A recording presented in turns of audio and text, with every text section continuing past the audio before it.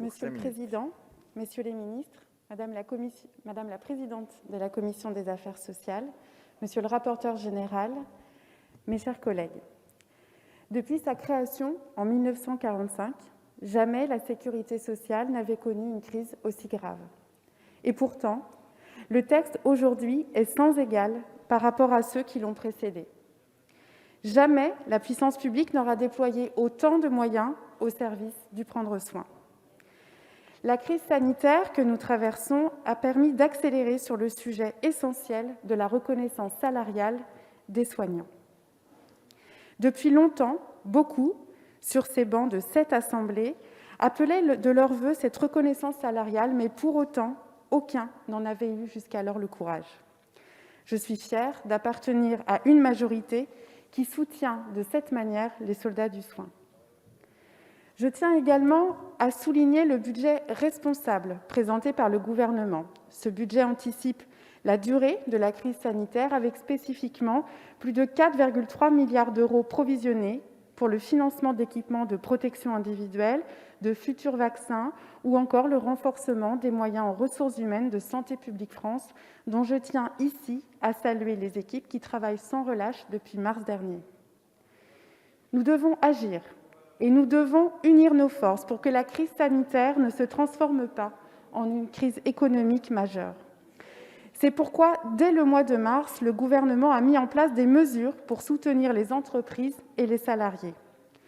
Quoi qu'il en coûte, en déplafonnant l'objectif national de la dépense de l'assurance maladie à plus de 7,6% en 2020. Ces mesures impactent l'équilibre de notre budget, mais elles sont nécessaires pour la hausse des recettes à venir.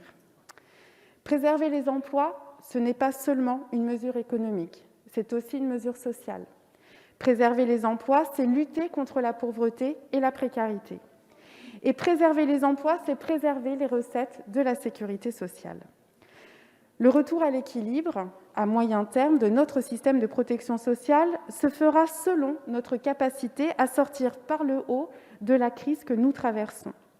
Ce retour à l'équilibre va nécessiter un pilotage financier sur mesure. Il nous faudra alors rénover l'Ondam pour les prochains PLFSS et lois budgétaires à venir. Mais je sais que, Monsieur le ministre, vous avez commandé un rapport spécifique sur le sujet à l'AGCAM. Il faut aussi souligner la compensation intégrale, et j'insiste, intégrale, de 5 milliards d'euros des mesures d'exonération de charges sociales décidées par le gouvernement pour l'année 2021. Il s'agit d'une mesure juste, permettant de ne pas faire peser sur la sécurité sociale le poids de ces exonérations et de prévoir ainsi un Ondam à 6% pour l'année 2021. Le gouvernement nous propose aujourd'hui un projet de loi de financement de la sécurité sociale qui va de l'avant.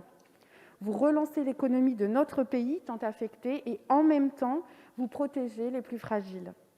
Là où d'autres avaient reculé après la crise de 2008 sur la création de la 5e branche, appelée à l'époque la branche dépendance. Ici, sur ces bancs, nous avons ancré en printemps dernier la création de la branche autonomie.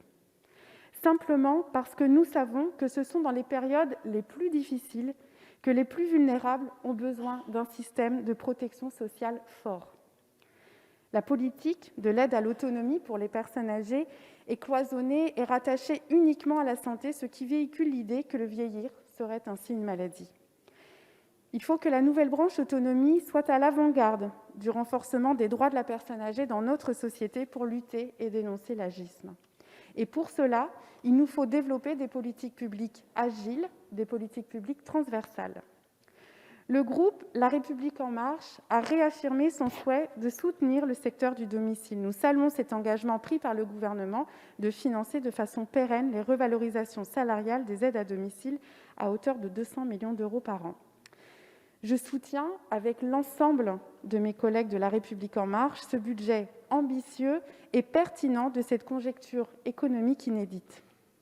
Les mesures prises par le gouvernement depuis 2017 sur le champ de la sécurité sociale ont rassuré les marchés financiers et nous a permis même, au plus dur de la crise, d'assurer le financement de nos prestations sociales. Cette confiance des marchés financiers dans l'émission de la dette sociale de la France exprime tout simplement un fait. le fait que seule une politique humaniste tournée vers nos concitoyens a une réelle valeur pour notre société. Je vous remercie.